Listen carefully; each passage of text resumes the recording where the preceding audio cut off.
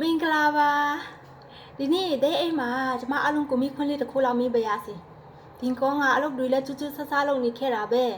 ဘာလို့ငါဘဝကထင်တယ်လို့တို့တက်မလာတာလဲပြောင်းလဲမလာတာလဲဆိုပြီးတော့မှကိုမိခွန်းထုတ်ဖို့လား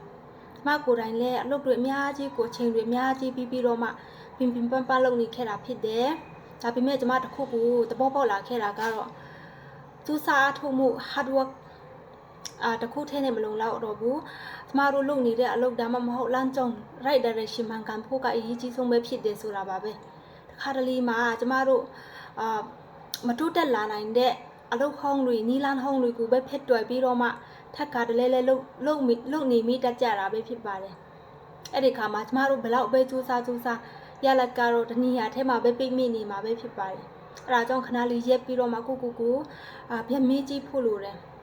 အခုငါလုပ်နေတဲ့အလုပ်ကတကယ်ရောငါဘဝကိုပြုံးလဲပြီးနိုင်မှာလားငါရဲ့ကျူးစာအထုံးမှုနဲ့ထိုက်တန်တဲ့ရလတ်ကိုပြီးနိုင်မှာလားဆိုတာပါပဲကျမကိုယ်တိုင်လည်းဒါကို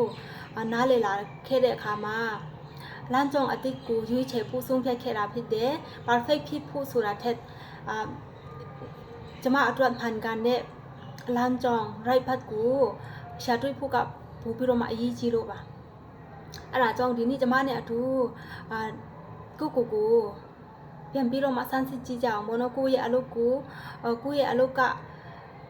ကိုအတွက်တကယ်ရောမှန်ကန်ရဲ့လားတကယ်လို့တစ်ခုကိုဘောနော်လွှဲချော်ခဲ့တယ်ဆိုလို့ရှိရင်ပြောင်းလဲဖို့တတိရှိဖို့လိုတယ်နော်ကျမတို့မှတ်ထားရမှာကတော့လမ်းမပေါ်မှာဘလောက်ပဲအမြင်နဲ့ပြီးပန်းနိုင်ရောက်မှာမဟုတ်ပါဘူးလမ်းမှန်ပေါ်မှာဖိချင်းချောက်နေတာကမှပန်းနိုင်ကိုတကယ်ရောက်စီမှာပဲဖြစ်ပါတယ်ဒီလေကျမနဲ့အတူတူကိုရဲ့လမ်းကြောင်းကိုပြန်စမ်းစစ်ကြည့်ပြီးတော့မှလမ်းအမှန်ကန်တဲ့ဖက်ကိုပြောင်းလဲဖို့အစင်တစ်ပဲရှိတယ်ဆိုလို့ရှိရင်တော့အတူတူရှိစကြရအောင်ပါကျေးဇူးများကြီးတင်နေနော်